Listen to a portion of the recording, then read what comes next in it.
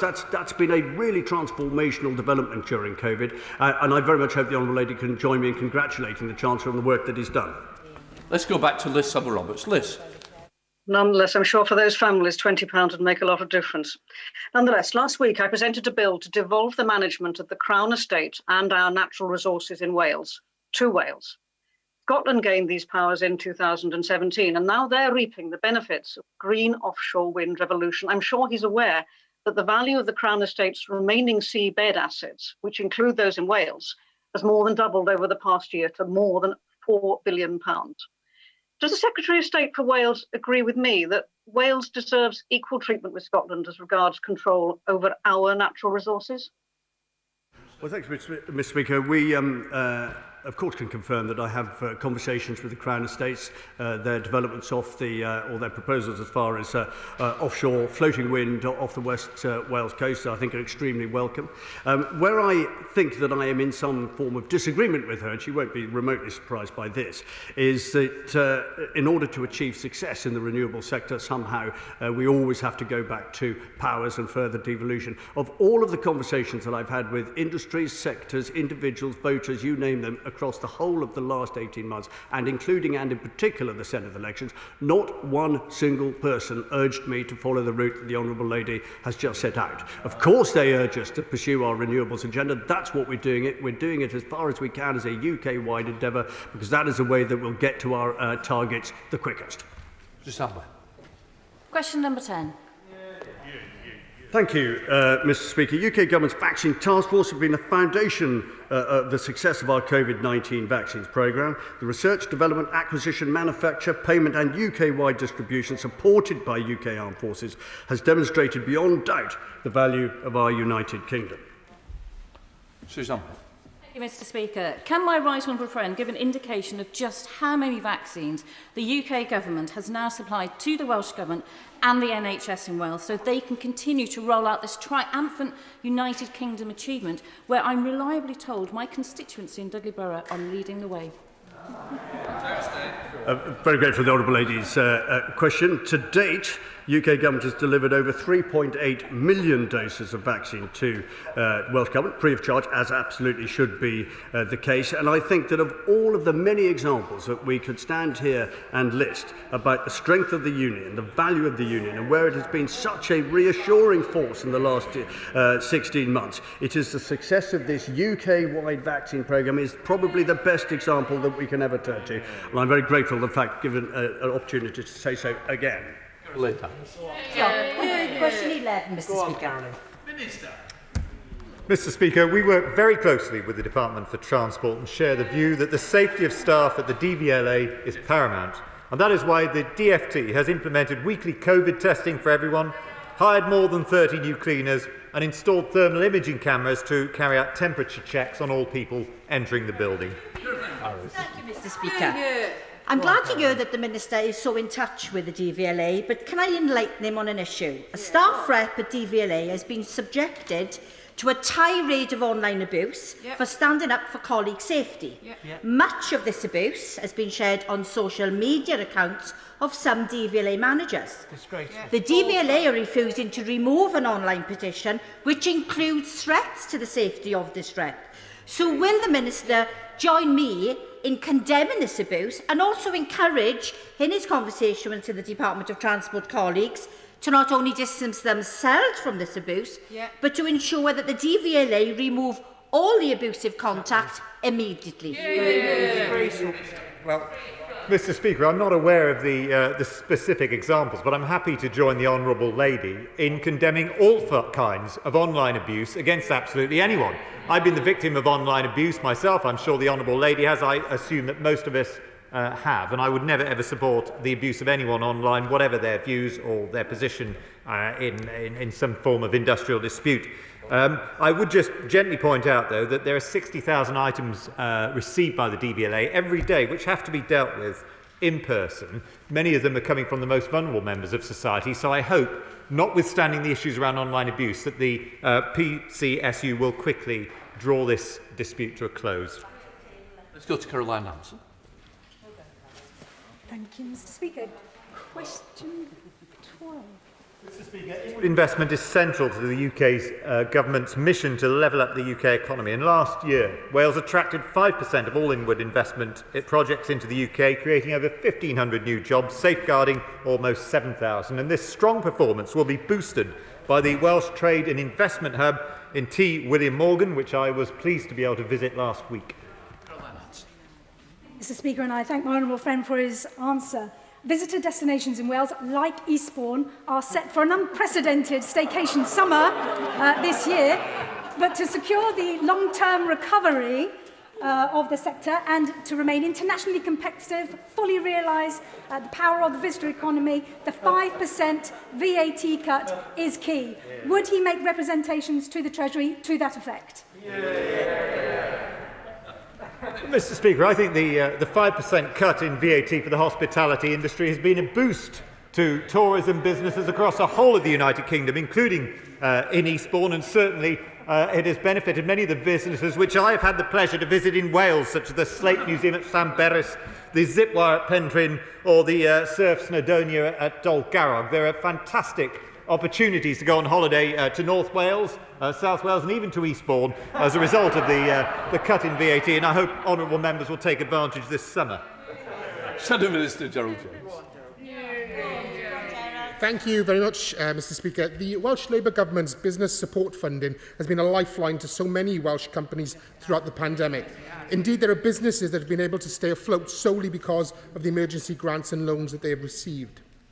But this business support is under threat due to this Conservative government's determination to make decisions about post-EU funding here in Whitehall instead of working with the newly elected Welsh Government. So will the Minister urgently reconsider this approach to the ending of 20 years of Welsh decision-making on these issues in order that businesses can have the confidence that these vital Welsh Government programmes will have the funding to continue in the future?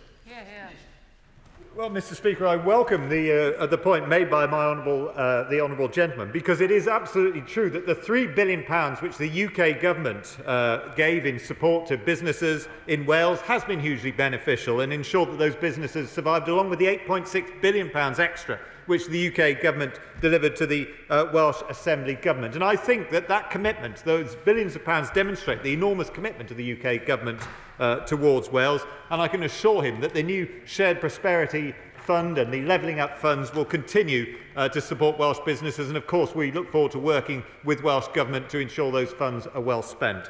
Alex Davies-Jones. Mr. Speaker, the Minister will be aware that last week the Lloyds Banking Group announced the closure of 44 branches across England and Wales. For communities like mine in Pontypridd and Taffili, these banks provide a vital service for residents and are important local employers. Can the Minister therefore confirm exactly what conversations he's had with the Chancellor about encouraging banks to remain open in Wales to protect these vital local jobs and services? Mr. Speaker, I've certainly had discussions with Lloyd Bank in my capacity as a constituency MP about closures. We do not, of course, have the power to prevent independent commercial organisations from making decisions like that, but it is regrettable that banks have closed down, and obviously I'd be happy to work with the Honourable Lady, as I was last week, for example, when we visited the excellent Royal Mint in her own constituency and met some of the Kickstart workers who have benefited as a result of UK government funding. Simon Baines.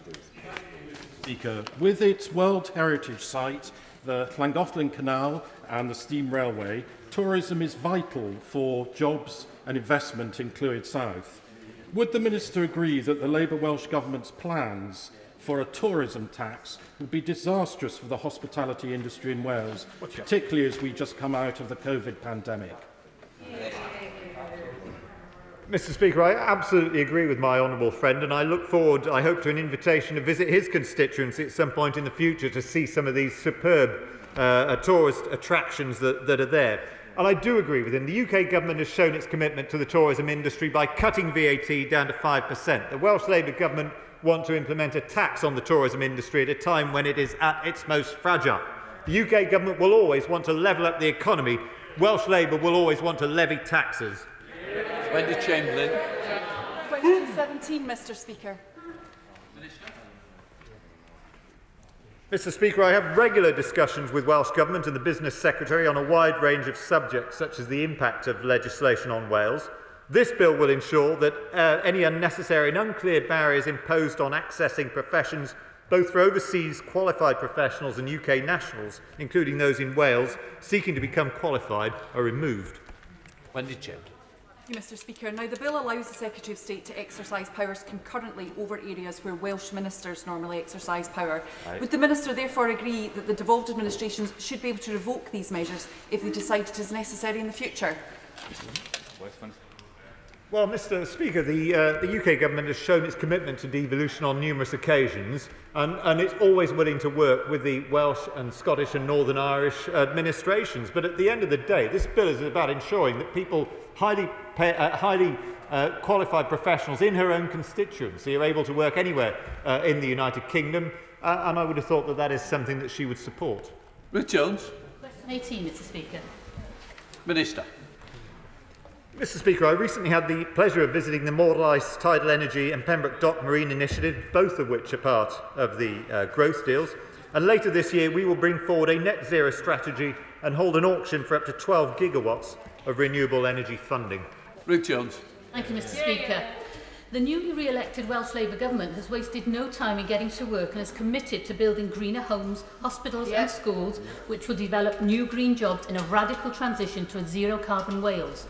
So will the Minister join me and the people of Newport West in welcoming these Welsh Labour Government commitments to build on its investment in Wales? And what lessons does he think the Westminster Government can learn from these green, ecologically sound plans? Minister. Mr Speaker, of course I welcome Welsh Government commitments to support green energy and to support green jobs. And I can assure the Honourable Lady that I and my right honourable friend will want to work with Welsh Government in furthering this aim. These are issues that we can agree on, and that's why we have demonstrated that commitment through the £21.5 million going to the South Wales Industrial Cluster. And the £15.9 million going to Meritor, or Lucas Girlings, as she and I will remember it, for electric powertrain integration, something that will help many members of our own constituency. Question 19, Mr Speaker.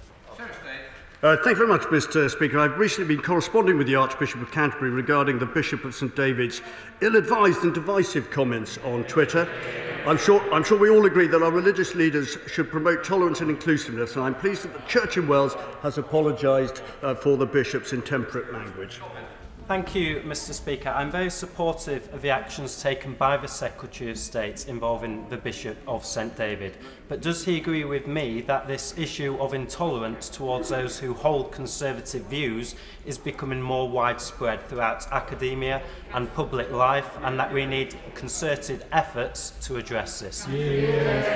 Well, thank you, Mr Speaker. As my honourable friend knows, it appears that this sort of trolling habit is not exclusive to the Bishop, sadly. Professor Lloyd Llewellyn-Jones has also been busy dishing out abuse. His most recent contribution was describing conservative voters as the lowest form of life. And I cannot help but think, I cannot help but ask what the professor would have done, how he would have reacted if any of our colleagues had described university academics as the lowest form of life. It would have been as outrageous for us as it is for him, and I very much hope that Cardiff University will follow the example of the Archbishop of Canterbury and deal with this promptly.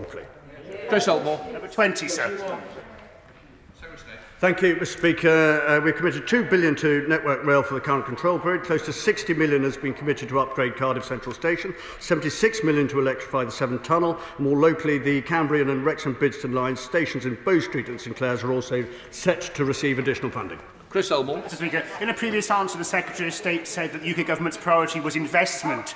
That clearly isn't the case with Welsh Railways. We have more than 11% of the track and not even 2% of funding over the last decade. It has, Mr Speaker, been a lost decade of Welsh railway infrastructure. The Minister needs to set out quickly with DfT officials how he's going to address this lack of investment and ensure that the Welsh Railway gets the investment it deserves. Well, the honourable gentleman is a great campaigner on this issue, but I could only really repeat what I said in the answer to my substantive question. It's a list of investment, and I would say to him again, levelling up. It's all about levelling up. It is all about infrastructure, and it's all very well. The honourable gentleman shaking his head in disbelief. But the reality is there has been more investment in all of the infrastructure projects than at any stage in recent history, and that is largely in thanks to the energy of this government and its commitment to levelling up in Wales. Speaker, the Kevin Bridge in Trowen is a bottleneck between Mid Wales and the West Midlands economy. Will the Secretary of State meet with me and stakeholders to ensure the Union Connectivity Review, which I very much welcome, tackles this bottleneck to our economy? Absolutely. My honourable friend is the epitome of campaigning, energetic campaigning on road improvement and other infrastructure schemes. And who will forget the Pant-Lanimalick bypass as one of the great achievements for the MP for Montgomeryshire? Well, I'm happy to confirm that I will be there. So excited am I by this prospect on Monday of next week.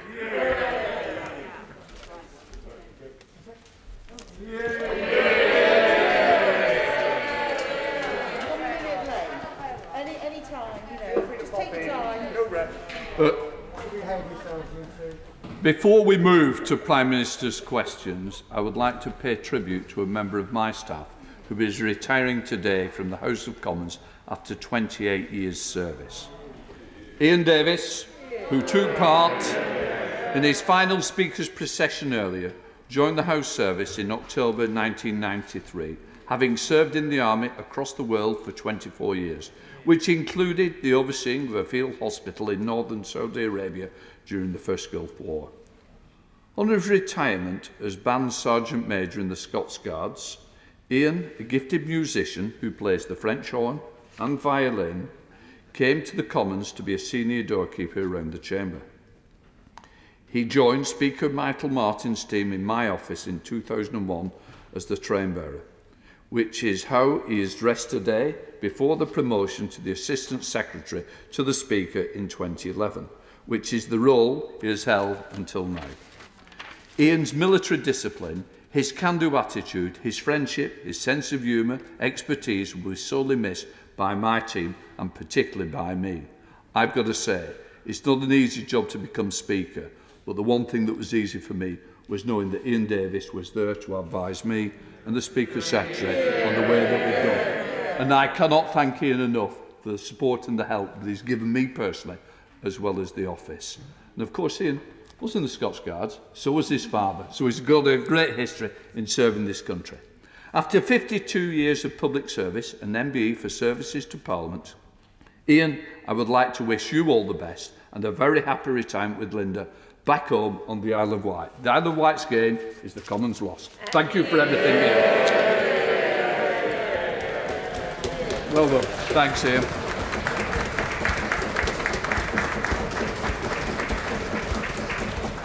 Before we get underway, I would like to point out that the British Sign Language interpretation of the Prime Minister's question is available to watch on the Parliament Live TV. Now we come to President's Prime Minister, Catherine Fletcher. Mr. Number One, Mr. Speaker. Thank you, Mr. Speaker. Can I begin by echoing and supporting very much your fine tribute to Ian Davis and thank him for all his service to this House and wish him all the very best in his retirement. Mr. Speaker, I know members from across this House will want to congratulate Gareth Southgate and his team on their 2-0 win against Germany at Wembley last night, the first time the men's team have beaten Germany in 55 years in a knockout game. We wish them all the best for their match against Ukraine on Saturday, and we'll all be hoping against hope that this time, finally, football is coming home, Mr. Speaker. This morning I had meetings with ministerial colleagues and others. In addition to my duties in this House, I shall have further such meetings later today. Catherine Fletcher. Mr. Speaker, after yesterday's game, many of our German friends are heading home. But does my right honourable friend agree that, as the song goes, if they want to stay here, drinking all our beer, then they need to join the 5.6 million people who have already successfully applied for the EUSS settlement scheme forthwith before today's deadline? Yes, Mr. Speaker, I thank my honourable friend, and she is absolutely right. I am thrilled that an astonishing 5.6 million EU nationals have already applied for this wonderful scheme, and I encourage anybody who is still eligible to submit their applications today. We now come to the Leader of the Opposition, Keir Starmer. Thank you, Mr. Speaker. Can I join your comments and sentiments about Ian Davis and wish him the very best from all of us in this House? Can I also congratulate the England team for yesterday's performance. Having been at Wembley for the Euro 96 semi-final and experienced firsthand the agony of that defeat, yesterday's result was truly incredible. And I know the whole House will wish the team the very best of luck on Saturday. The whole House will wish them the best of luck on Saturday, I'm sure. Mr. Speaker, why didn't the Prime Minister sack the former Health Secretary on Friday morning? Mr. Speaker, I read the story in common with you and everybody else on Friday, and we had a new Health Secretary in place by Saturday, Mr. Speaker, which I think, given that we have a pandemic, I think to move from one Health Secretary to the next with that speed was fast, Mr. Speaker, but it wasn't as fast as the vaccine rollout, Mr. Speaker, which is now going so fast that we've done in this week half of the under 30s, Mr. Speaker, have now had their first jab, and that is speed. Keir Starmer. Mr. Speaker, what a ridiculous answer. The Prime Minister must have been the only person in the country who looked at that photo on Friday morning and thought that the Health Secretary shouldn't be sacked immediately. On Friday, the Prime Minister's spokesperson said, quote, "The Prime Minister considers the matter closed." Minister after minister were then sent out to defend the indefensible. It was briefed that the Prime Minister was quite happy for the Health Secretary to stay in his post. So, can the Prime Minister clarify, now he's got the chance, did he sack the Health Secretary or at any point ask him to resign? Yes or no? Mr. Speaker, the Honourable Gentleman will notice that the Health Secretary has changed in the last 5 days. He complains about the speed with which that happened. This government moved at positively lightning speed by comparison to the Right Honourable Gentleman opposite, who spent 3 days trying and failing to sack his deputy leader, Mr. Speaker, who he then promoted, Mr. Speaker. He fires and rehires. Mr. Speaker, the deputy leader is sitting beside me. The former health secretary has done a runner. Mr. Speaker, on Friday, the Prime Minister said the case was closed. Then on Monday, he tried to take the credit for the Health Secretary resigning. In a minute, he'll be telling us he scored the winner last night. But let me press the Prime Minister a bit more on this. The person the Health Secretary was in a relationship with was his non-executive director. Let me remind the House, according to the government's own guidance, one of the roles of a non-executive director is to challenge the Secretary of State and the department, to challenge them. And they receive taxpayers' money for doing so. So from the offset, it was blindingly obvious that there was a conflict of interest here and a whole host of unanswered questions. Why on earth did the Prime Minister judge that this matter was closed on Friday morning? Mr. Speaker, I hesitate to accuse the Right Honourable Gentleman of repeating his question. I observe that the non-executive director in question is also no longer with the department. And what the continuity, Mr. Speaker, is that department is getting on with the fastest vaccine rollout of any European country. And I'm proud to tell this House that this week, I can tell you what's happened just in the last few days.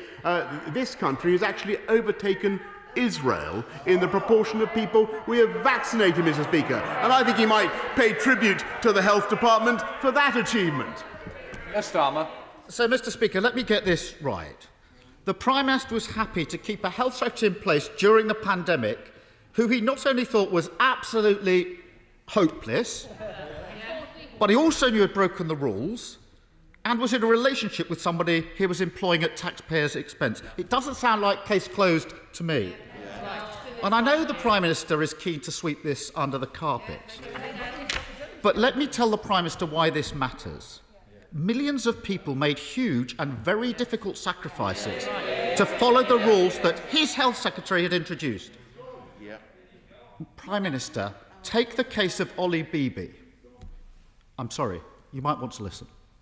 Ollie died of leukemia on the 5th of May, the day before the photo of the former Health Secretary was taken.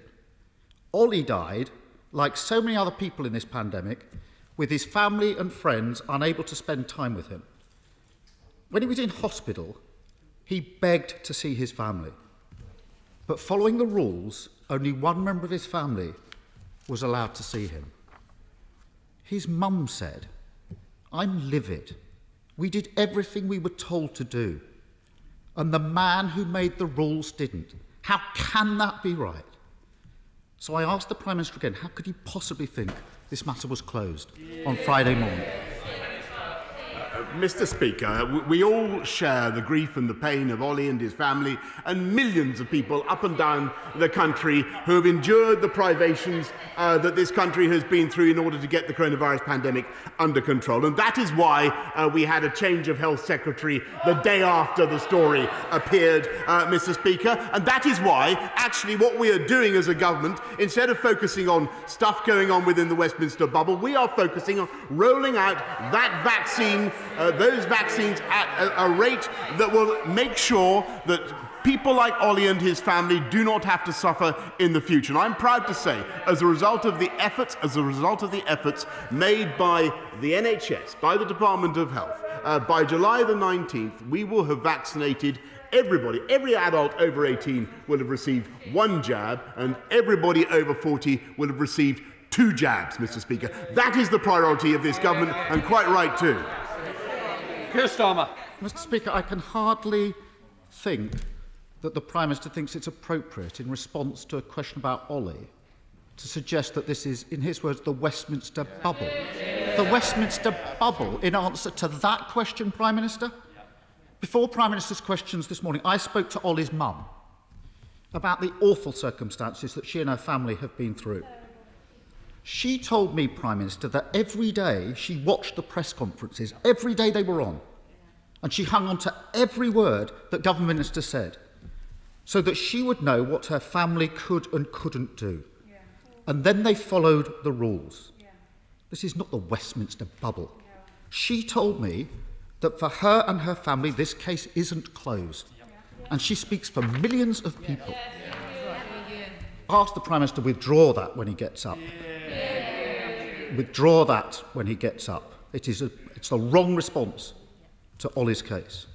I can't help concluding that the Prime Minister didn't ask relevant questions on Friday morning, either because he didn't want to know the answers, or because he knows full well there's more to come out.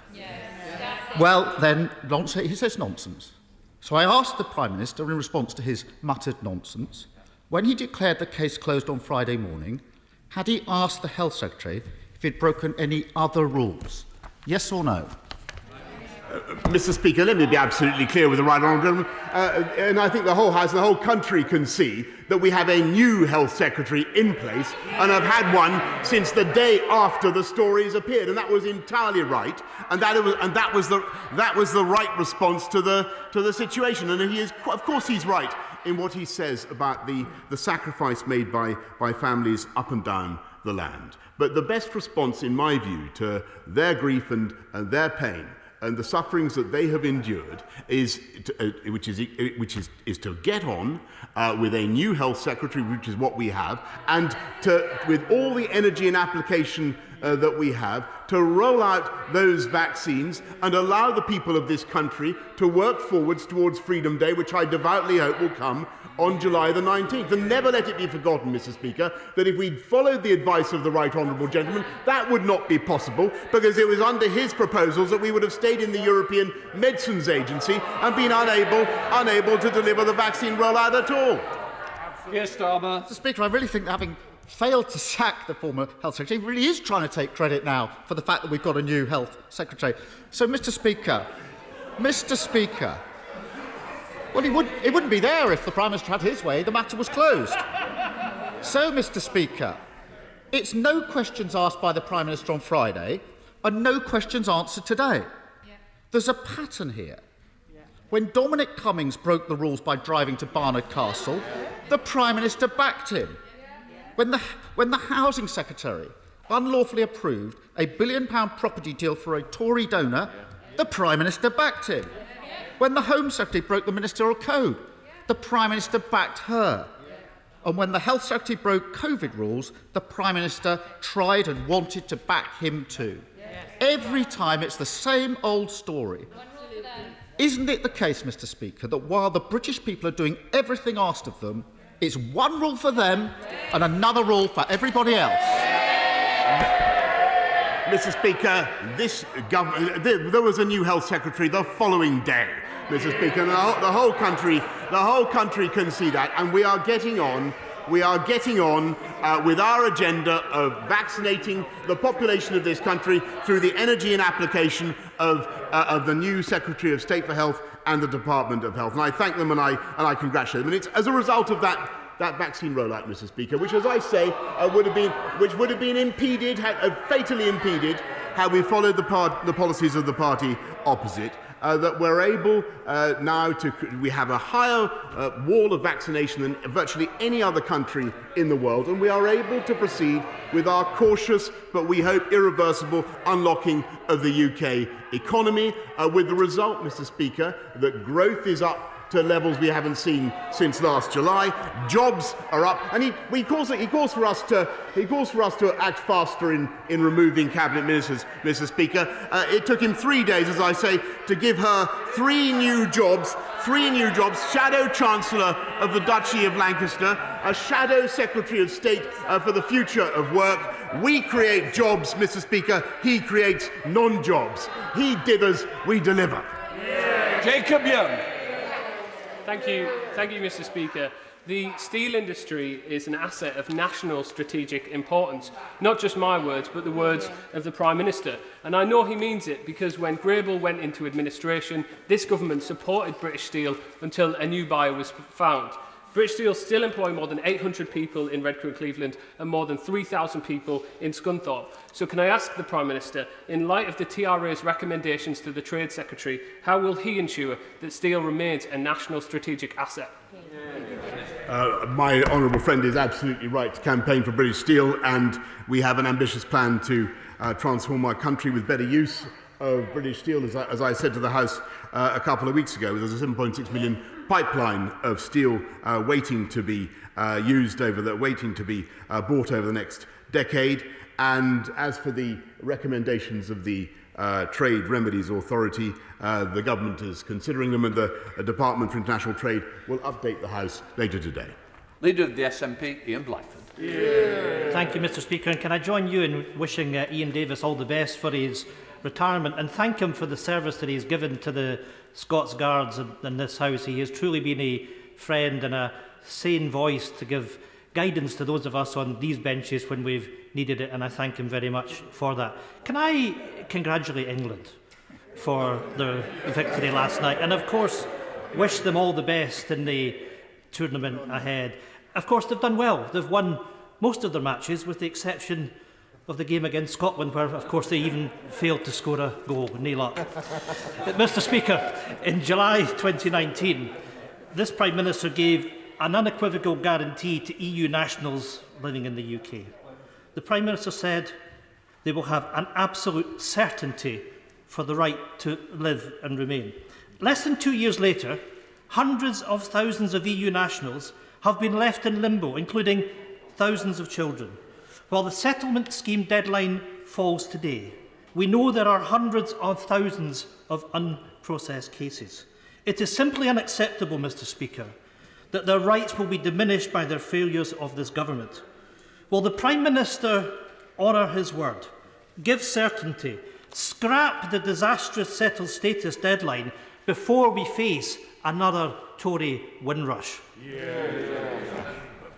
I thank the right honourable gentleman, and I'm just to repeat what I said to my honourable friend earlier. I think it's fantastic that 5.6 million people have applied. We are processing all the applications as fast as we possibly can, and clearly the most important thing is for anybody who still hasn't applied to get their application in today. In Blackford. Thank you, Mr Speaker. But the issue is there is a backlog of hundreds of thousands of cases because of delays on decisions. Mr Speaker, overnight, thousands of our friends and neighbours could become illegal immigrants. They are living in fears for their jobs, their families and their livelihoods, all because this Prime Minister won't keep his word. We know all too well the experience of this government's Home Office. Dawn raids, vulnerable people deported, a hostile environment for the Windrush generation. Scotland's message to EU citizens is you're welcome here. We want you to stay. This is your home. But this UK government is causing EU citizens untold stress. One woman who has been in the UK for 44 years says that she feels suicidal. Another says she feels like a third-rate citizen. So, Mr. Speaker, this is shameful. Will the government now do the right thing? Scrap the deadline and introduce automatically granted settled status? Or will the Prime Minister's legacy be the ridiculous removal of NHS staff, our local community workers, our teachers and many more who have made their homes here? Mr. Speaker, it's obvious from the statistics I've already quoted that this is an outstanding success because we've had huge numbers of people applying. And, of course, if there are people still who have to apply, and there's been several extensions of the deadline, it's 5 years now since the Brexit referendum. We've funded 72 organisations to help vulnerable EU citizens to understand what their rights are, to make the applications. Anybody applying within the deadline will, of course, have their case dealt with, and I urge them to get on with it. Let's go to Henry Smith. Henry. Thank you very much, Mr. Speaker. I pay tribute to the government for the world-leading COVID-19 vaccination programme. And can I encourage my right honourable friend and the government to press ahead with allowing those who are fully vaccinated greater international travel to save as many aviation and travel sector jobs as possible and help regrow our economy? I thank my honourable friend and I congratulate him on his long-standing campaign for the justified campaign for the aviation sector, and that's why we've invested £7 billion already to support aviation since the start of the pandemic. But obviously what we hope is that the vaccine rollout programme, the double jabs programme, will enable people to start flying and really give that industry the prospect of a long-term sustainable recovery. Let's go to Caroline Lucas. Caroline. Thank you, Mr. Speaker. Today, the Environmental Audit Committee, of which I'm a member, has published a report calling for transformational change in the government's approach to restoring nature. And it's not just about the 15% of UK species that are threatened with extinction, the cuckoos, the kittiwakes, the turtle doves, but the ebbing away of so much of our natural world.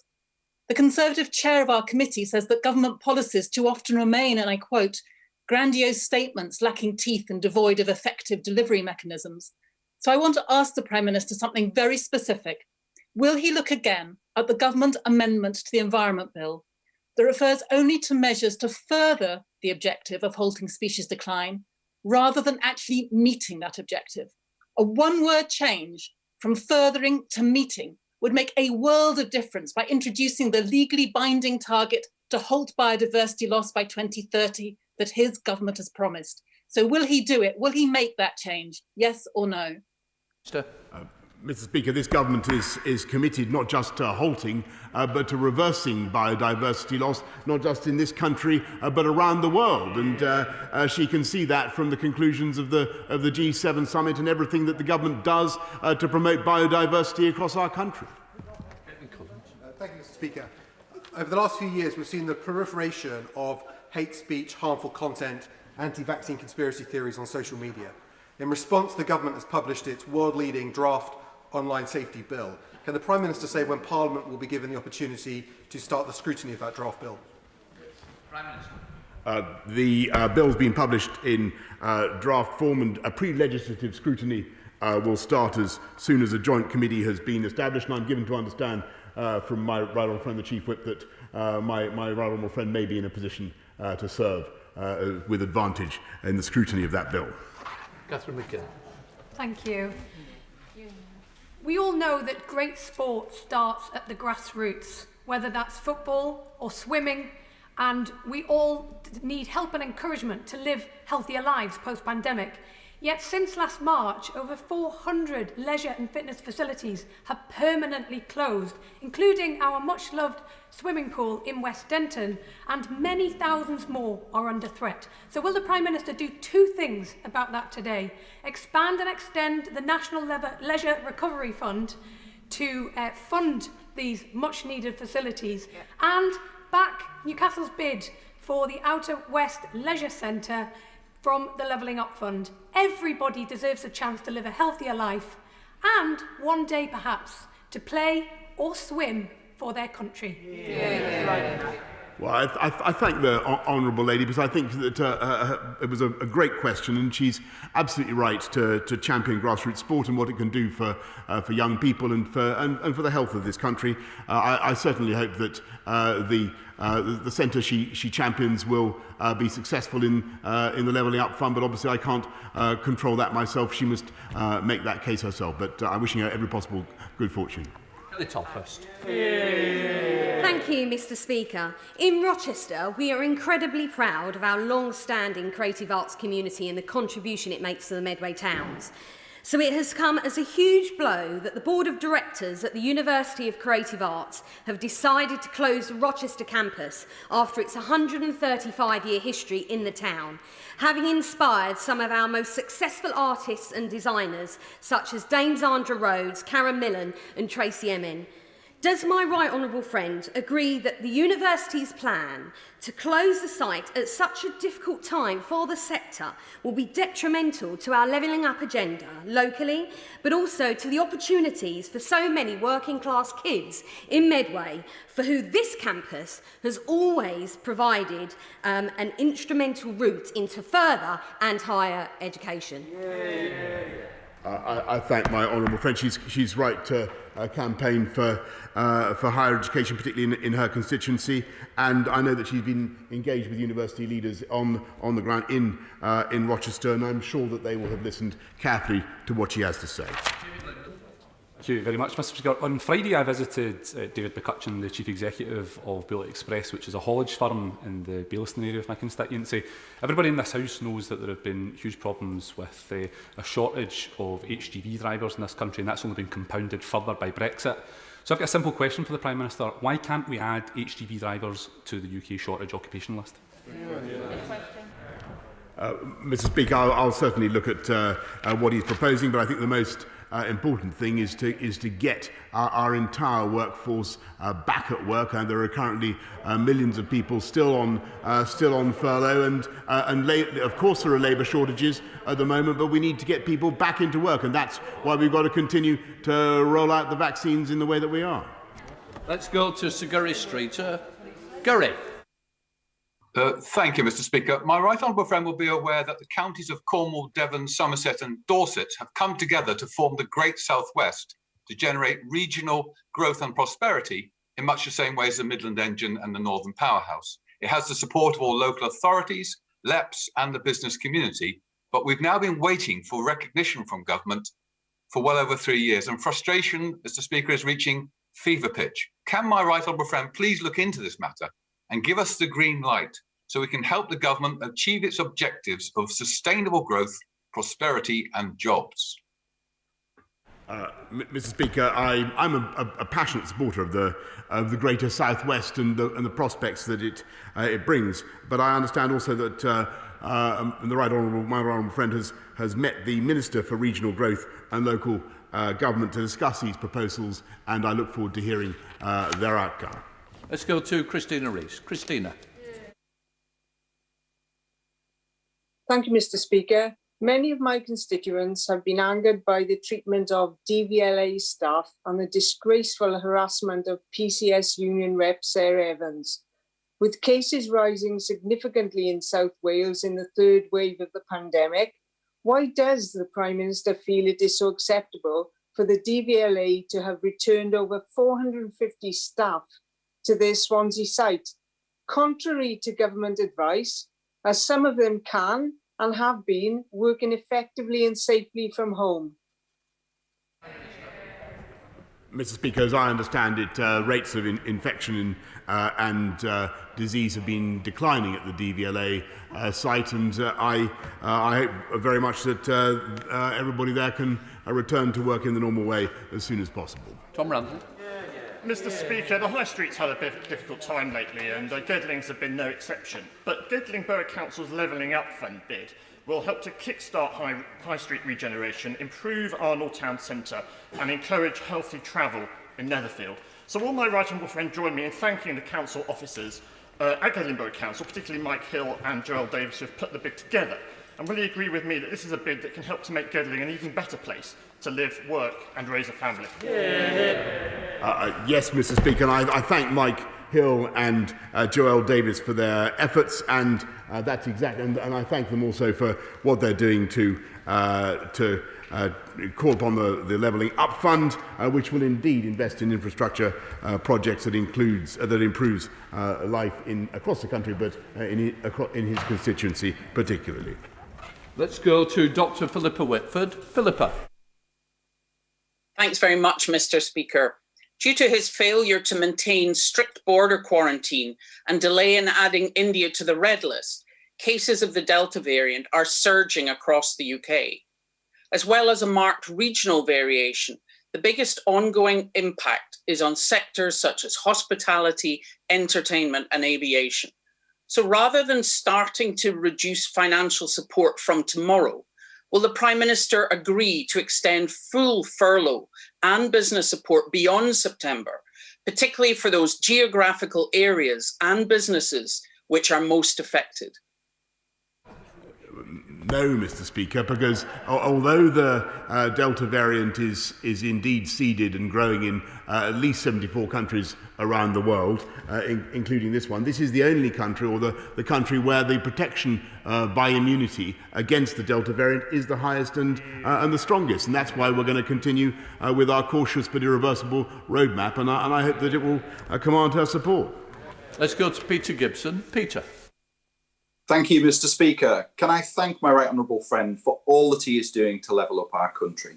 A rising tide must float all ships. And to that end, will he commit to delivering the Northern Link Road for Darlington? And will he further commit to helping stop LNER's great train robbery of services from our station? And finally, does my right honourable friend agree with me that our levelling up agenda, investing in the North, should provide the people of Batley and Spen with great confidence as they go to the polls? Prime Minister. Yes, Mr. Speaker, and it tells you all you need to know about the modern Labour Party, that when they heard that there was going to be an economic campus in Darlington, they called it giving up, Mr. Speaker. That's what the right honourable gentleman said, and he's totally right, by the way, to support Ryan Stevenson in his campaign for Batley and Spen tomorrow. I believe that Ryan will offer a strong local voice for change and progress in Batley and Spen.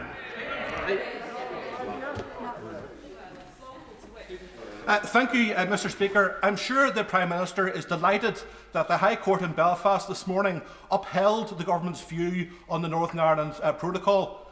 And later today, we're also expecting a joint EU-UK agreement in relation to extension of the grace period around chilled meats.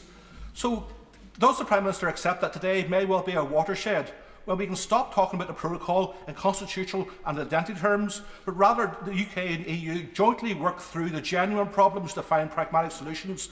And in doing so, can the Prime Minister also call for calm in Northern Ireland ahead of the marching season? Yes, Mr. Speaker, and the best thing that the EU can do is to make sure that we remove all the problems that are currently associated with their application of the protocol, the ban on chilled meats, the restriction on the circulation of cancer drugs, the fact that 20% of all the customs checks carried out around the whole of the EU are carried out in Northern Ireland, and I hope that all that can be fixed indeed, Mr. Speaker, and then we can move on. Thank you, Mr. Speaker. Yesterday I was in Batley and Spen campaigning with our fantastic candidate Ryan Stevenson. He is committed to delivering the police that we need on our streets. So from Brixham to Salcombe, Batley and Spen, will the Prime Minister commit to supporting initiatives like the Councillor Advocate Scheme that was launched by my Police and Crime Commissioner Alison Hernandez?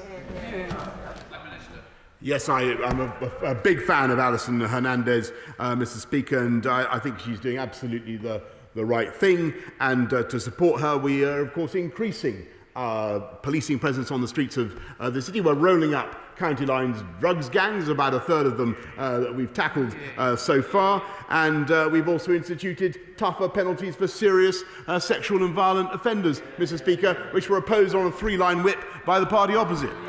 Bel Ribeiro Addy. Thank you, Mr. Speaker.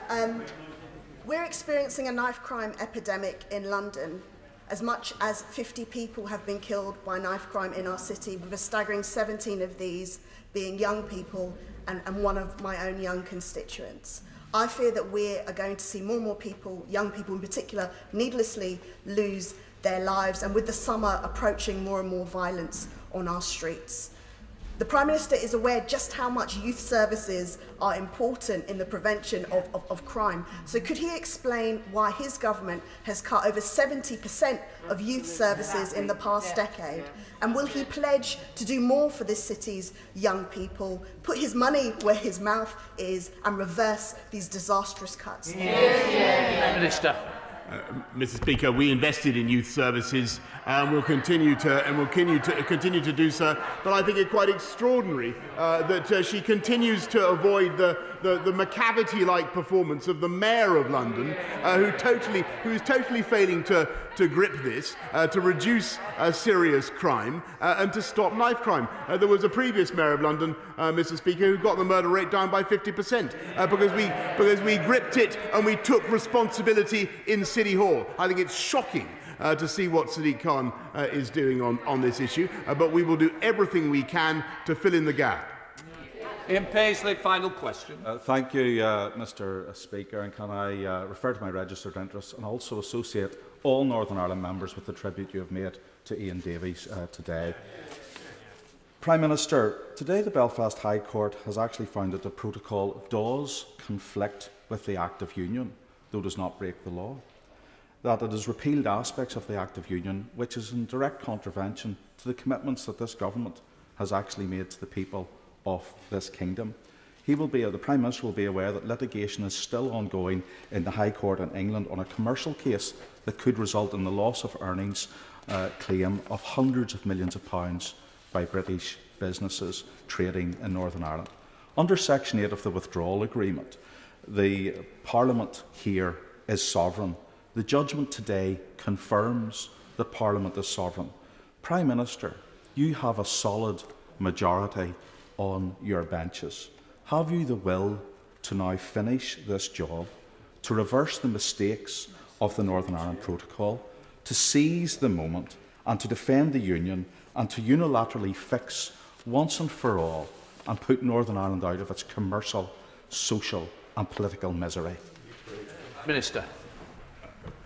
Thank you, Mr. Speaker. I thank the honourable gentleman. We will, of course, study the ruling of the court in detail, but I can give him this general assurance, which he knows to be true, that nothing will affect the position of Northern Ireland as part of the United Kingdom, and we will make sure that we uphold that. I am now suspending the House for 3 minutes to enable the necessary arrangements to be made for the next business. Order.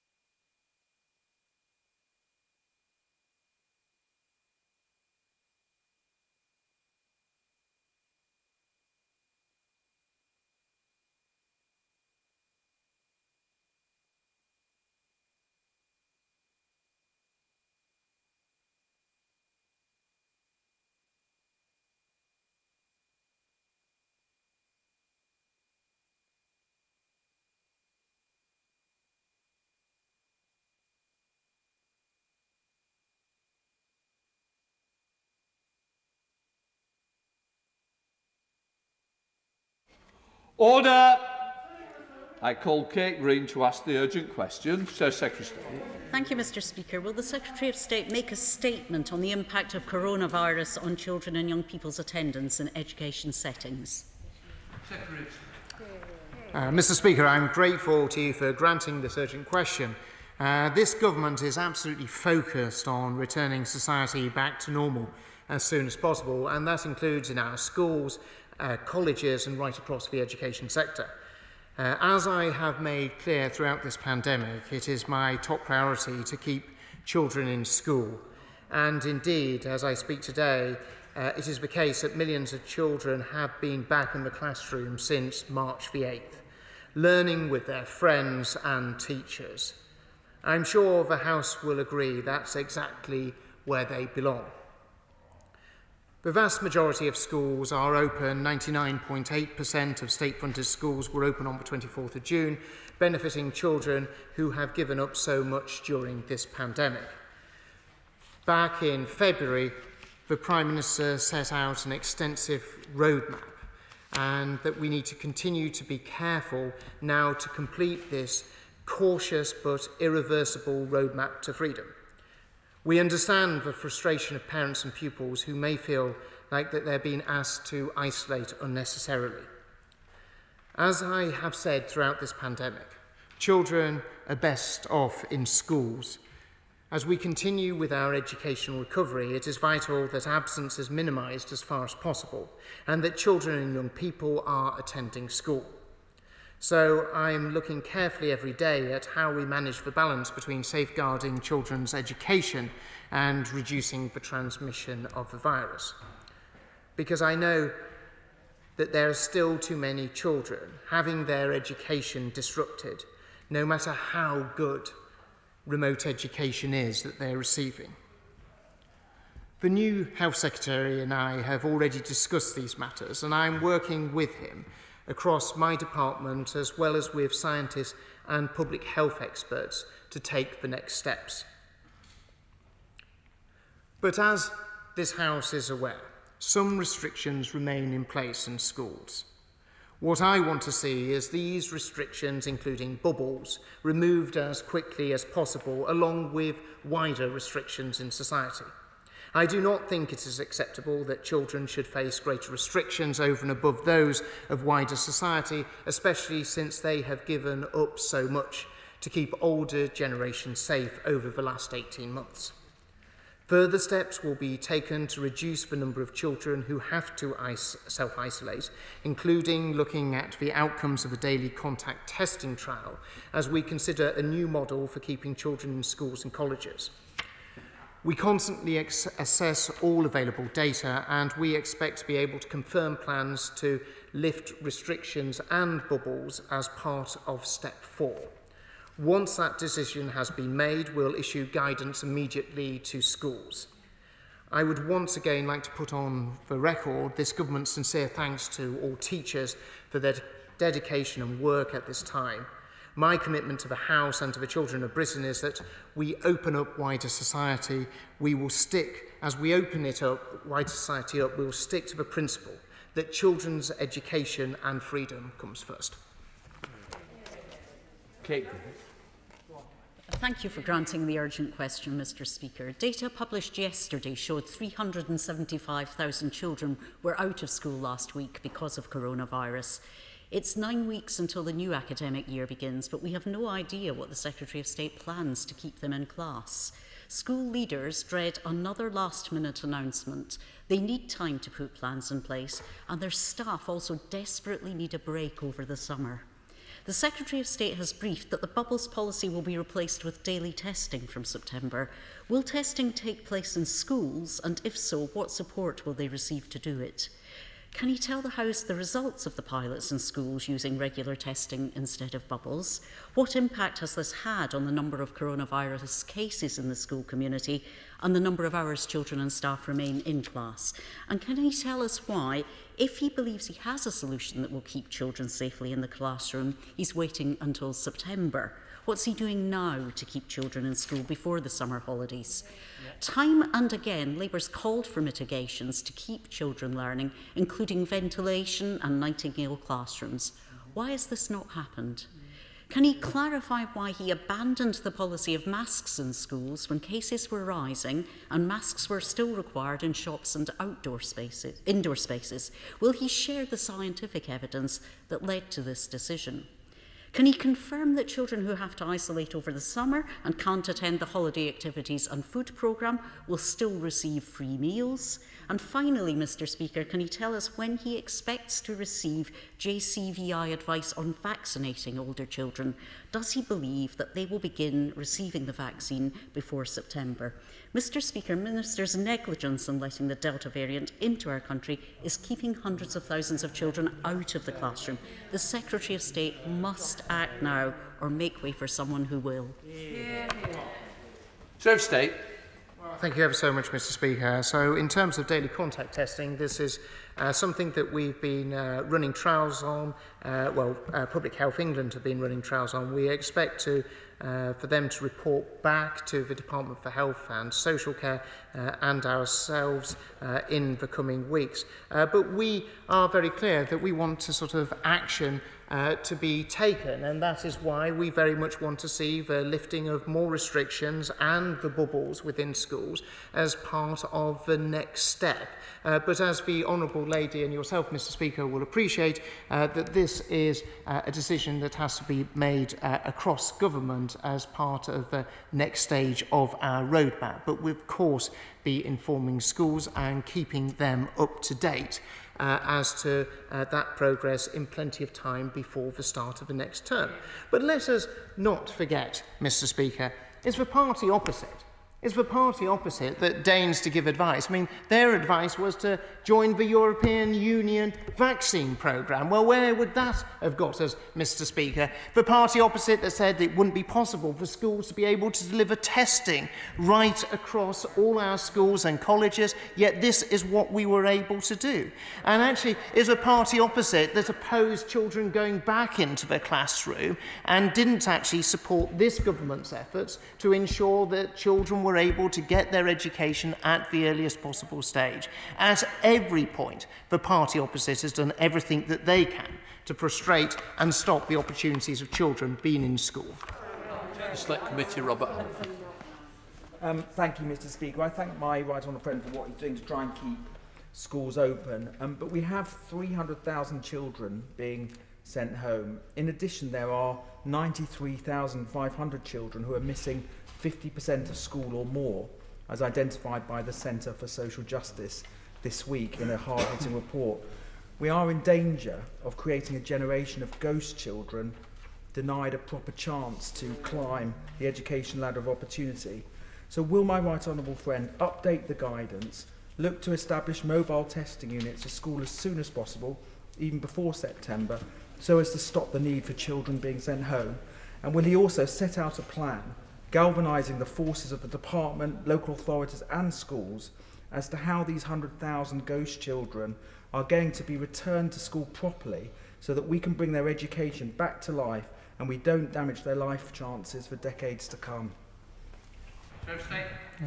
My right honourable friend raises the important issue of those children who aren't attending schools. This is why we pulled together REACT teams, which is a combination of DFE teams, regional school commissioners, local authorities, the police, as well as, crucially, schools themselves, in terms of being able to target those children, working alongside the Supporting Families initiative that is led by MHCLG. My right honourable friend will be aware that actually there is already extensive testing in schools. In fact, there's been over 50 million, I think 57 million tests have already been conducted in schools and colleges across the country. So we already have a very well-established testing mechanism. But the next stage, as we move to step 4 of the roadmap, is we want to see the ability for schools to be able to operate more freely. When it comes to the summer activities, we want all children to be able to be part of that, whether that's the holiday activity and food programmes, whether that is whether that is the additional summer schools that schools are laying on. And that is why, as part of Step 4, we're looking at lifting those restrictions and lifting those bubbles that currently schools have to sort of operate within that guidance of, and we're looking at doing that at the very earliest opportunity, so children would be able to benefit through the summer as a result of that. Let's go to Barry Sherman. Barry. Thank you, Mr. Speaker. Can I say to the Secretary of State, will he stop this dither and delay? Now, I don't think that anyone in this House, on education matters, I think we're united, that there is a generation of young children that are missing, have missed education and will continue to miss education. And families, parents particularly, want certainty. They want to know what the rules are and what they can expect so they can plan their everyday lives. And most of all of us who care about education know that the summer holidays coming up could be an opportunity for a vast level of national volunteers working with children to give them that support they're going to be vitally missing because they've missed so much school education. Come on, Secretary of State, take the lead, do something positive, imaginative and bold. Well, I thank the honourable gentleman for his thoughts. We have already outlined, and if he had listened to the question, I had sort of, in answer to my right honourable friend, the member for Harlow, is that we're very much looking towards lifting the restrictions, especially in terms of bubbles, as part of the next step of the roadmap. As the honourable gentleman will be aware that the government is going to, in the very near future, announce the next step of the roadmap, and it will be very much part of that, and that will be, it's important that all the actions right across government are properly coordinated as part of a process of easing restrictions right across the country. Let's go to Bob Blackman. Bob. Thank you very much, Mr. Speaker. And I'm delighted that the government prioritised the reopening of schools as we ease the lockdown. And I congratulate my right honourable friend for all the efforts he's made to make sure that children return to schools and get in-person education as much as possible. Now, clearly, as we do so, does he agree with me that rolling out regular testing will ensure that we stop the spread of the virus, but also prevent children from unnecessarily being sent home and missing out on their education, at the same time as making sure that the tests are carried out properly and appropriately? I absolutely agree with my honourable friend, and he'll probably have seen the figures of over 50 million tests already conducted across schools and colleges. We're very much aware that testing has been an important part of getting schools reopened, and we continue to work with colleagues in the Department for Health and Social Care and Track and Trace in order to ensure testing is available, which of course it is available to all pupils and their families as well. We go to Daisy Cooper. Daisy. Thank you, Mr. Speaker. The number of children missing school is rising every single day, and families are at their wits' end whilst the government is once again far too slow to react. So will the government act now and establish a rapid task force with public health directors and school leaders with a mandate to keep schools open safely? Well, it's fair to say that Liberal Democrats, Mr. Speaker, have never been very good at numbers, and actually schools are open right across the country. They are welcoming children. You've got millions of children in school. You've got millions of children benefiting from being with their teachers, and we continue to take actions to ensure we do everything we can do to maximise the number of children there. And of course, as I touched upon earlier, as part of Step 4, we'll be looking at lifting more restrictions as part of that, but that will be to be announced in the near future.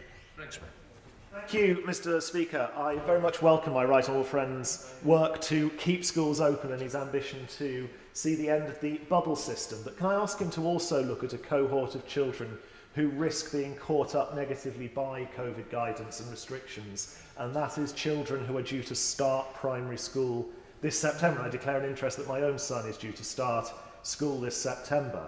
in that schools are currently under guidance, unable to run the settling in sessions that are essential to familiarise themselves with their new environment and have the best start at school life. So can I ask my right honourable friend to take action to ensure that those settling in sessions can happen?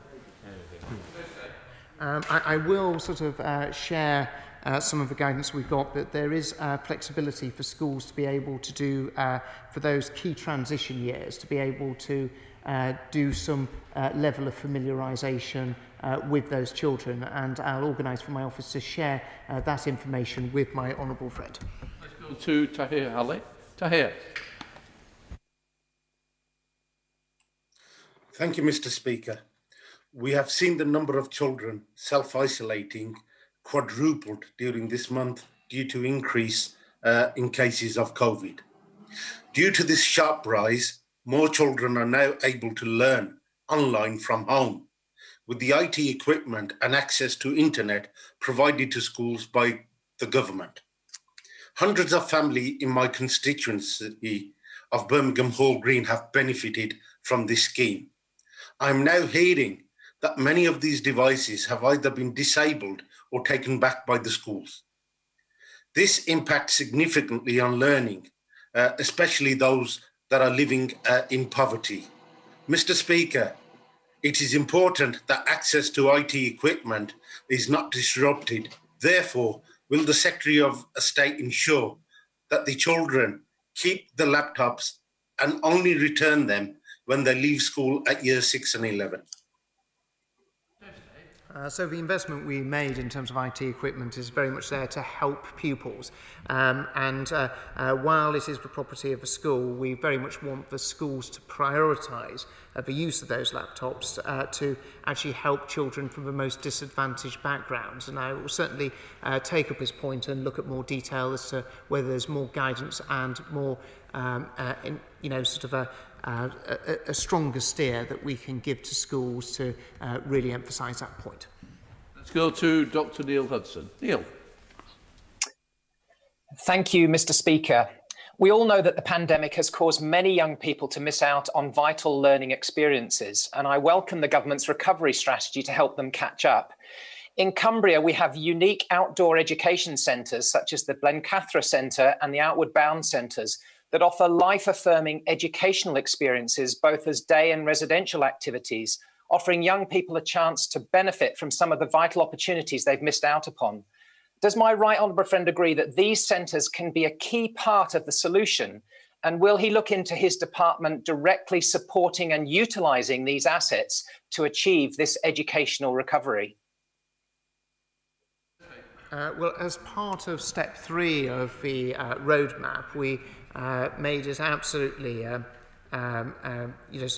lifted the restrictions so people could do overnight residential. Of course, my honourable friend is absolutely right to highlight the benefits of outdoor education centres and the real value they bring to so many young people, and we certainly continue to work with the sector to how we can promote this, especially as schools got more and more freedoms in the future.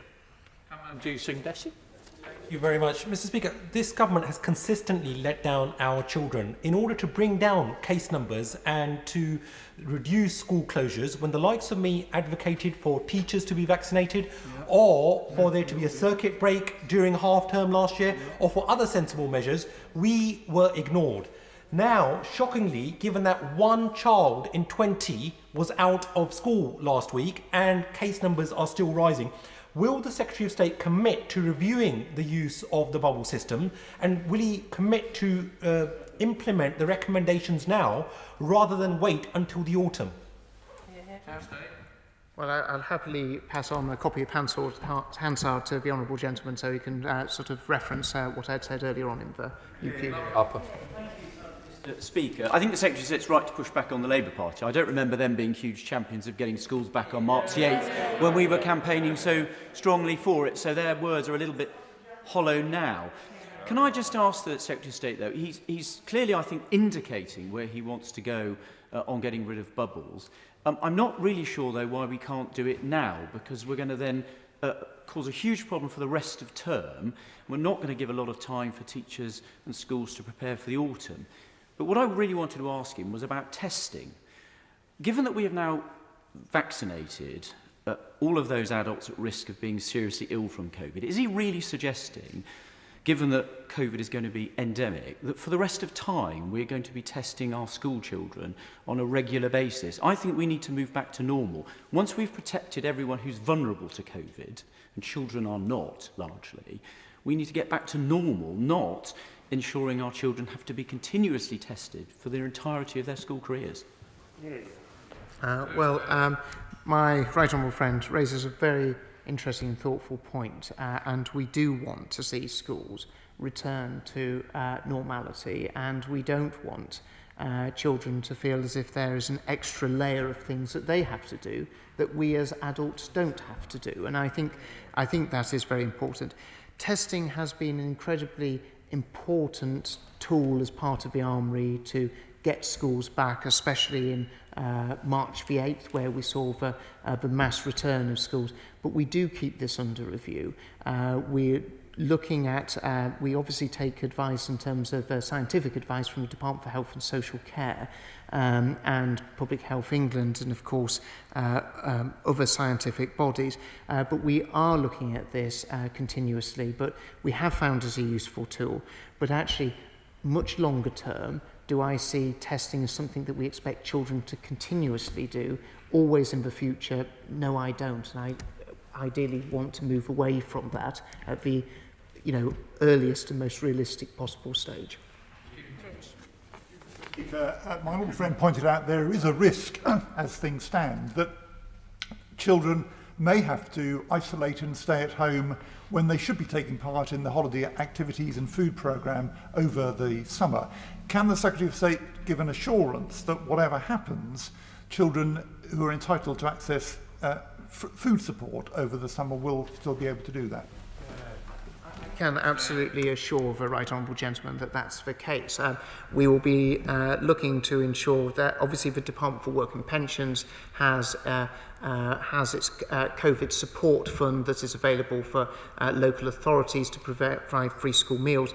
Any changes as part of the roadmap that would lead to the lifting of further restrictions and of bubbles within schools would also mean and take effect. So for the summer period, for summer holidays as well. So children who wanted to take part in holiday activity and food programmes would be very much be able to without operating within a bubble system. Red Clark. Thank you very much indeed, Mr. Speaker. Because of new variants, it's quite possible long into the future that the number of cases of COVID will increase from time to time. But is he aware that Professor Sir Andrew Pollard, who was behind the Oxford AstraZeneca vaccine, said that if high protection against hospitalisation continues, despite spread in the community, the public health crisis is over? So does my right honourable friend understand that we must move away from being concerned with the number of cases of COVID and disrupting schools needlessly through testing and isolation and focus squarely on hospitalisation? I very much do have that at the forefront of my mind, and it'd be very interesting if my right honourable friend has time to actually maybe sit down with him and also some of my team and some from Department for Health and Social Care actually to sort of discuss this in greater detail, because the key thing is to making sure that people aren't being hospitalised and people aren't in danger of dying. And of course the vaccine has had enormous success in doing that, but we cannot then have a break on children's lives in the future. Shannon. Mr. Speaker, I commend and thank the Secretary of State for being here today and addressing the concerns of many of us. What happens here sets the direction for regional administrations. COVID-19 has had a huge impact on young people's education, with some not being able to access resources and many suffering from the closure of schools, and mental health of pupils are rising at a very alarming levels. So what discussion has the Secretary of State had with school principals and with regional assemblies to reduce the negative impact on our children's academic development? And what steps can the Secretary of State take to ensure that the education system is pandemic ready for the future?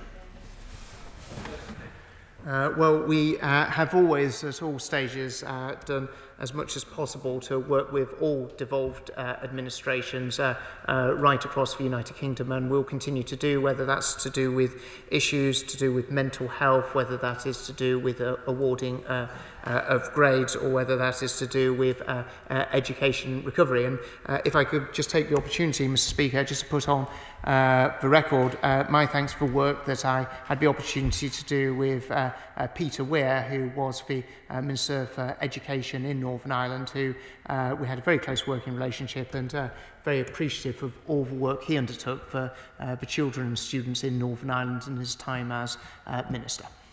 Let's go to James Daly. James. Thank you very much, Mr. Speaker.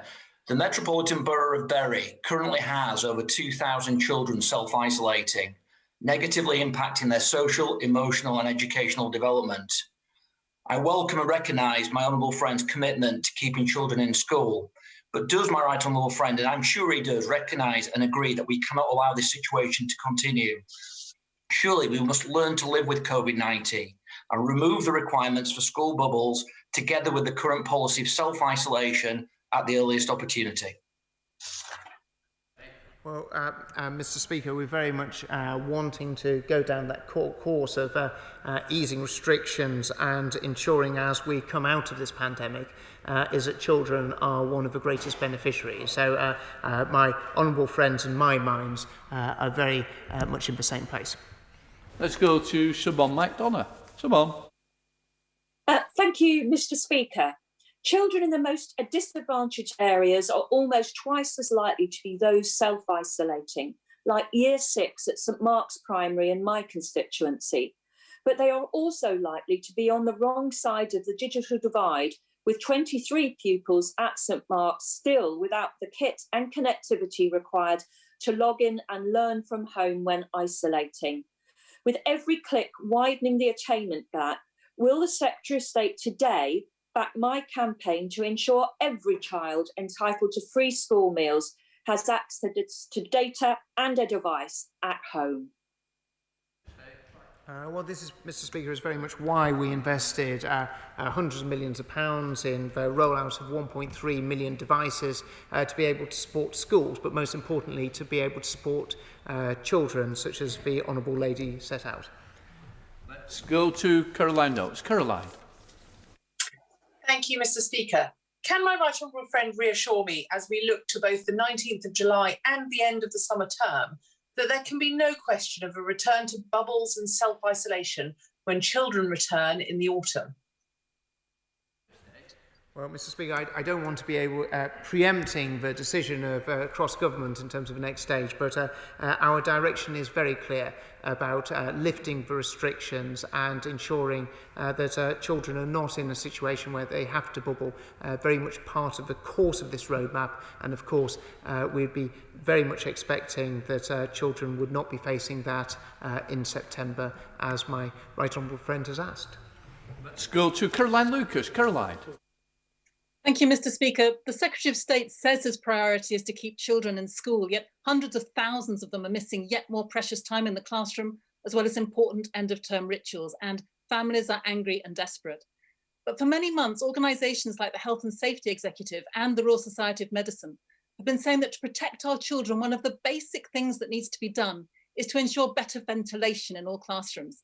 If you live in New York, for example, you can consult a public website to see the ventilation status of every single classroom in the state, and there is serious investment in ventilation and filtration. Why hasn't the Secretary of State done something similar here, introducing those basic mitigation measures and fast-tracking the assessment of testing pilots? Living with COVID mustn't mean dumping all the risk on our children because the Education Secretary hasn't acted with anything like the urgency and ambition this crisis demands. As every stage, we've put in all the protective measures that are required in order to be able to keep children safe and make sure that they're back in the classroom and having the opportunity to learn. Right, let's go. Richard Graham. Mr. Speaker, the numbers of pupils self-isolating and therefore not at school have risen nationally from 40,000 to 300,000 in 3 weeks. And in the same period in Gloucestershire, from a few hundred to almost 8,000, virtually 8% of all pupils. This is clearly not the direction either the Education Secretary or any of us would like to see happen. And therefore we can all agree with the SAGE's children's expert, Professor Russell Viner, who said that we have to rethink all the rules around our schools, which are not the driver of transmission at the moment. And to my knowledge, there is not a single child in Gloucestershire which is in one of our hospitals with the virus. So something needs to be done, and my right honourable friend has already given a clear steer that he wants to see children back at school as soon as possible and the benefits of summer school enjoyed. So could he consider a pilot project in Gloucestershire to allow all these children who are self-isolating to get back at school as soon as possible? Well, frankly, Mr. Speaker, if there's going to be a pilot project, it's going to be in Staffordshire, not in Gloucestershire. But it was a good old point. Right, let's go to Andrew Gwynn. Andrew. Thank you. Professor Marmot has reported today on the impact of inequality in large parts of Greater Manchester, including my own constituency. And we know COVID has exacerbated these inequalities. We know too many children have had their education disrupted and too many still are. And look, we all agree we need to ensure children and families are supported, not just during self-isolation, but that catch-up is intensified too. So what work is his department doing on the wider impact that COVID may have on this cohort of children in school or college through the pandemic? How do we ensure we properly tackle the inequalities created by COVID on top of the pre-existing inequalities affecting the same children? Well, I'd very much appreciate it if the honourable gentleman would forward on the report, as it would be very interesting to sort of look at the details on that. And we have been looking very closely at the impact of COVID on children's learning right across the country. And we've been doing a very detailed study with Renaissance Learning to look at the lost learning, not just as a national cohort, but very much at the granular detail. And this is very much informing our policy development as to how we best address that. Let's go to Stephen Hammond. Stephen. Thank you, Mr. Speaker, and can I thank my right honourable friend for his answers today and his commitment to remove self-isolation for school children as soon as possible, which would be widely welcomed across Wimbledon.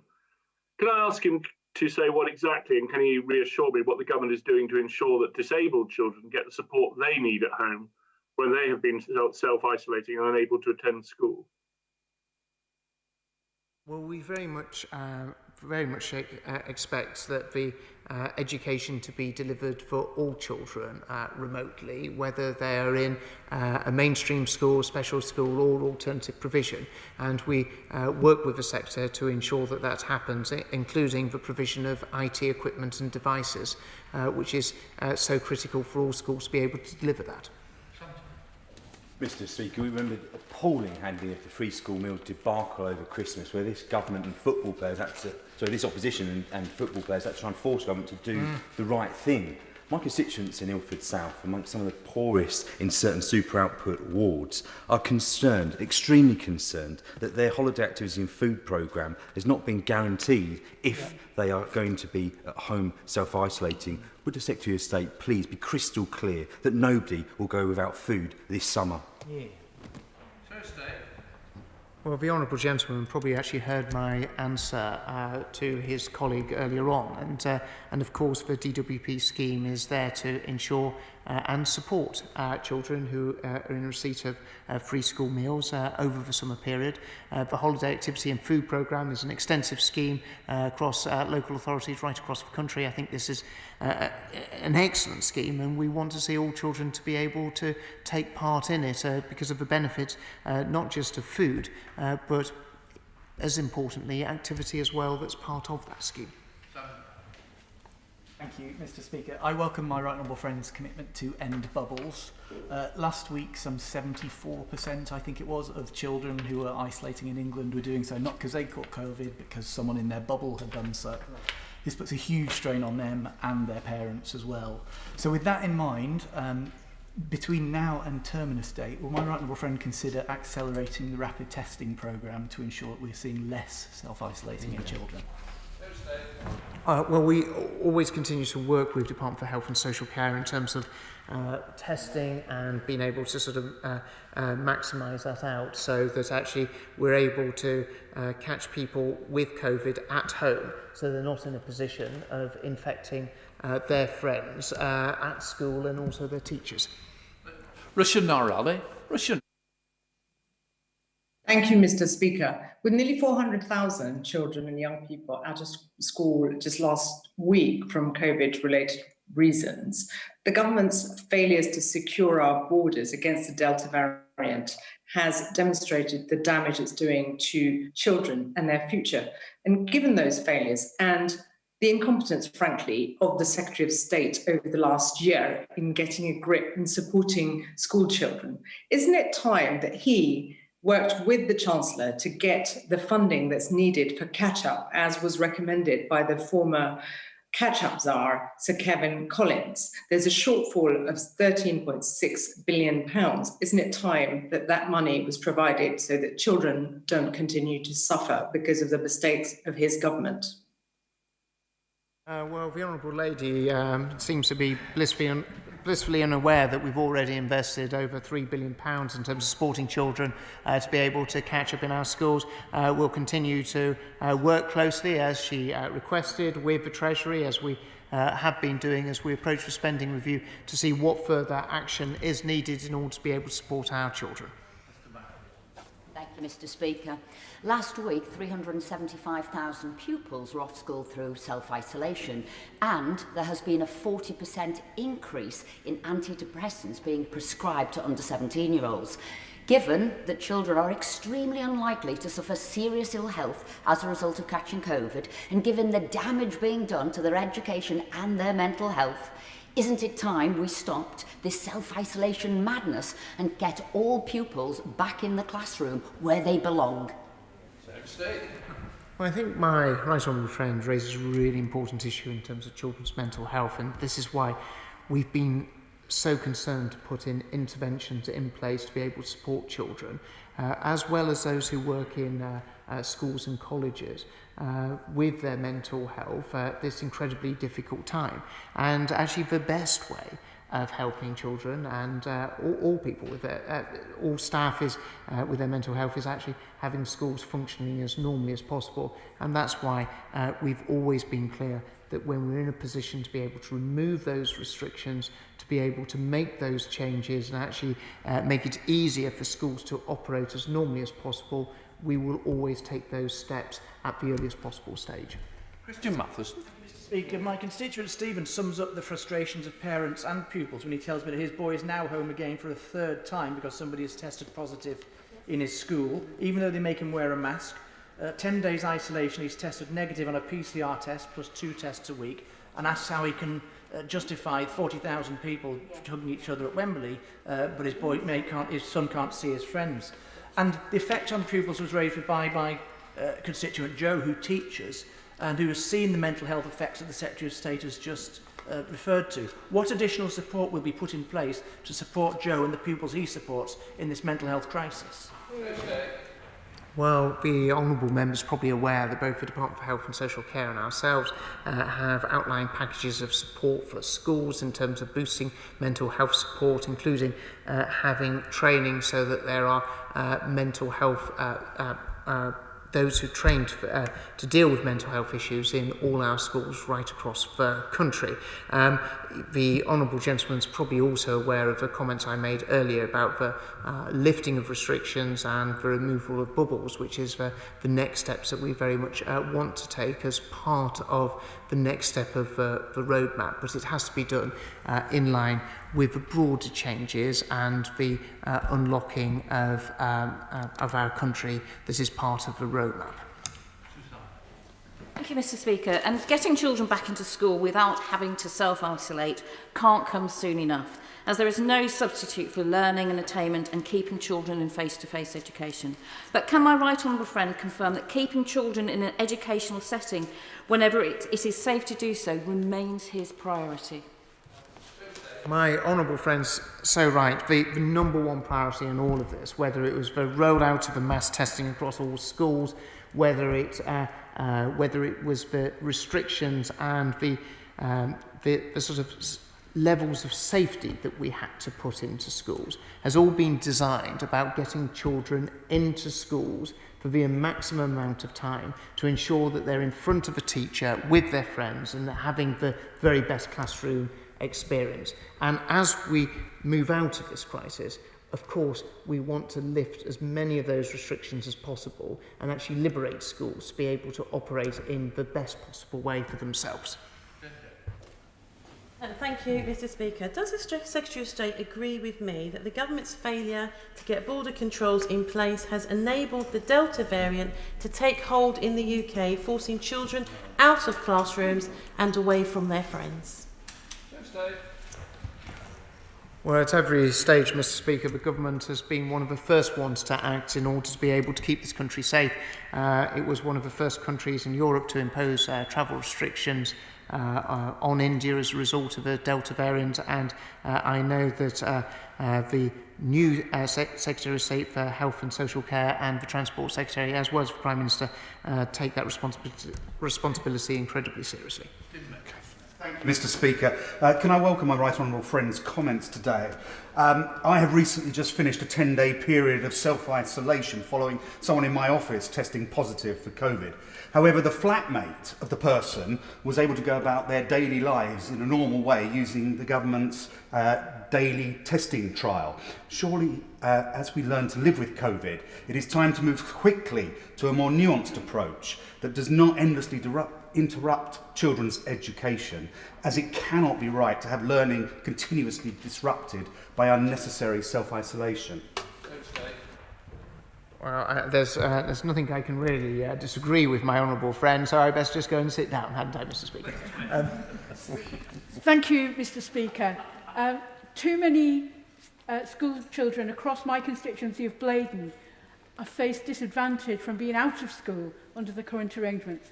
Will the Secretary of State be absolutely clear with school leaders well in advance of any new arrangements to be put in place? It's vitally important that they have that information. And can the Secretary of State also talk about the support that can be given to disabled children to ensure that they have the opportunity to catch up on the education opportunities they've missed? Well, I would very much like to reassure the Honourable Lady, the member for Blaydon, that we will give all schools good notice, and as I committed to when we said about the next step, step 4, we'll be aiming to issue guidance and advice to schools in conjunction with the details of step 4. In terms of those children, disabled children and children with special educational needs, we continue to have a real strong emphasis in terms of actually how we support, whether it's special schools, alternative provision, actually weighting the level of support at a much higher level for those schools over those the support available to mainstream schools. Thank you very much, Mr. Speaker. Like others, I'd also like to see the daily testing that's been so successful in the pilot schools immediately returning, so that pupils can remain in school. And I agree with others that we should go back to normal as soon as possible, preferably in September. Yesterday, the Schools Minister stated that we're consulting parents, teachers and pupils about extending the school day. Can the Secretary of State make it clear during the consultation that the extended day should be for enrichment activities as well as time for extra tutoring where necessary? I very much want to see children spending as much time in school as possible. I mean, I do want them to be able to have the opportunity to go home, Mr. Speaker, at certain points, but as part of that extra time, I do, of course, want them not only to be learning for a rigorous curriculum that has been carefully crafted by my right honourable friend, the member for Bognor Regis, but actually, and they will get a lot of fun out of learning from that rigorous and detailed curriculum, but also I want them to have more fun in terms of doing sporting activities, cultural activities, arts, and so much more as well. Mr. Speaker, over the past few weeks I've been touring secondary schools in my constituency, And the current self-isolation policy, which incidentally resulted in a Twickenham secondary having to close its doors entirely last week for several days, that combined with lockdowns is not just impacting academic progress, but the number one issue being presented to me by heads and safeguarding leads is the mental health impact. So as well as ensuring support for academic catch-up, could I urge him to do everything he can to speed up the rollout of mental health support teams in schools, but also please will he speak with the Health Secretary to provide urgent additional capacity for Tier 4 CAMS beds, because too many children are being turned away. And it is not an exaggeration that the evidence I'm being presented with is that children's lives are at risk because teachers and school counsellors just don't have the skills to deal with those cases. I think, Mr. Speaker, the Honourable Lady raises a very thoughtful, important issue. I'm very much with her as to I want to see the rollout of the mental health support in schools as quick as is feasibly possible to do so. And I think that also plays an incredibly important role in actually tackling some of further pressure that's then put at the door of CAMS services. But I'll be very happy to take up the point that she raised with the Department for Health and Social Care, who runs CAMS, and as to how best we're able to support children in those early stages, but if there is the need for clinical intervention, how that can be best supported and swiftly supported in order to be able to deal with the problems early on. Thank you, Mr. Speaker. The government prioritised reopening schools above almost anything else, and schools in Stoke-on-Trent have been doing an absolutely amazing job to keep education going, given the challenges faced. And I know schools in my constituency are struggling with several COVID cases right now. It's absolutely vital we keep children in school as far as possible, especially from the most disadvantaged backgrounds. So will my right honourable friend do everything possible to ensure no more time is lost, ensuring all our young people receive the good quality education we want to see? Well, I know my honourable friend's done so much for education in Stoke, including his efforts to secure a new free school for the Stoke-on-Trent South constituency, and he's right. We constantly review what needs to be done to keep children in school for the maximum amount of time so they can benefit from the education. We recognise that that delivers the best benefits for children, not only in his constituency, but in all of our constituencies. Let's go to Charlotte Nettles. Charlotte. Thank you, Mr. Speaker.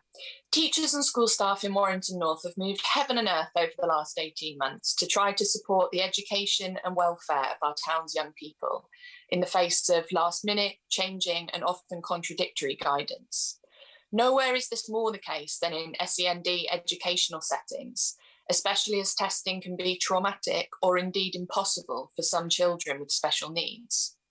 When will schools know what is to happen in September? And can the Secretary of State confirm that this will be shared with schools well in advance of the summer holiday to ensure staff are not required to work across their summer leave, and that specific guidance will be provided for SEND schools rather than them being an afterthought? Well, specific guidance is always provided specifically for special educational needs schools, and I can ensure that the detail of gov.uk website is available to the Honourable Lady, so she might be able to read it if she is interested to do so. And Mr. Speaker, I can absolutely assure the Honourable Lady, as I said earlier on in answer to other questions, that we will provide that information at the earliest possible stage. Thank you, Mr. Speaker. I've been contacted by parents across Burnley and Padiham, some who have children off school for the third time, despite having never had coronavirus themselves. So can I welcome the Secretary of State's work to end isolation for students? But one of the things that will really help schools is getting that testing solution right. So can I ask what conversations he's had with Public Health England and the Department for Health on new types of testing, like saliva testing, which will be far quicker and easier for schools to implement? Madam Deputy Speaker, we always work with our colleagues in the Department for Health and Social Care, as well as colleagues in Public Health England. It's the very best forms of testing. We're always aware that there's new technology and new innovation there, and we want to be able to use that to the best of ability, not only to make sure that all of his constituents in Burnley who are wanting to attend school are able to do so, but across the country as well. We now go to Jeff Smith. Madam Deputy Speaker, I've had lots of emails from desperate parents in South Manchester whose children have suffered multiple periods of isolation, are worried about more, and they all say we need to review the isolation rules urgently. We now hear that he's looking at plans to announce as part of Step 4, but there's no reason to wait for Step 4. Schools have got a problem now and they need to know what to do about it. Every time I've met head teachers in the last year, the biggest complaint is always the lateness of guidance from his department. Why is it that the education department is always so slow with advice? And why is it that pupils and schools always seem to be the afterthought in this crisis? I can assure you, Madam Deputy Speaker, we always do everything we can to ensure that all guidance is available to schools at the very earliest opportunity. Robbie Moore. Thank you, Madam Deputy Speaker. As my right honourable friend will be aware, in Keighley and Ilkley we have been subject to restrictions since the pandemic began, whether that was through the local or the regional approach. There is a concern amongst some of my constituents that a regional approach to the implementation of restrictions may return at some point. So can my right honourable friend confirm that if that was the case, which I do not want to see, we wouldn't end up with a situation where schools in Keighley and Ilkley were forced to close, where others in the country may be able to be open? Madam Deputy Speaker, can I assure you, my honourable friend, the member for Keighley and Ilkley, I want schools in Keighley and Ilkley always to be open and never to be closed. That is certainly something that we want to ensure happens. We do not want to see schools in different parts of the country having to close. That's why we'll take all measures that are required in order to ensure that they stay open. Madam Deputy Speaker, schools won't stay open because the Secretary of State wills it. We need a long-term plan here. The Secretary of State for Health told the House on Monday that we're going to have to live with the virus. Now, what does that mean for schools?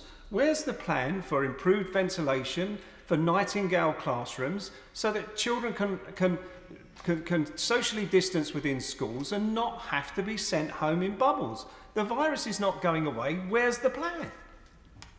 Well, the honourable gentleman seems to have paid very little heed to actually some of the measures that we put in place in order to be able to ensure that children are able to get back into school. And if it's probably not unsurprising, considering his party's policy seems to be very rarely to be encouraging and making sure that schools are open. So the honourable gentleman had the opportunity to ask his question. So. And so we'll continue to do everything we can do to ensure children are able to benefit from a great education. That's what we've been doing. We've been seeing schools open right up and down the country, 99.8% of schools open, and we'll continue to take the measures that are required to keep schools open. Thank you, Madam Deputy Speaker. Madam Deputy Speaker, parents, pupils and, of course, teachers have borne the brunt of difficulties about bubbles and self-isolation of children, but it now feels that the whole country is agog for progress on these issues. Has he heard today, as I have heard, that the party opposite actually now would support him if he felt able to go where it feels that his spirit wishes to lead him, and that is to make progress on ending self-isolation and bubbles? Can he count now on their support? Well, Madam Deputy Speaker, I would probably count them as a rather unreliable ally, but I would certainly, I certainly hope that they wouldn't sort of do the usual sort of Keir Starmer flip-flop. That is, sorry.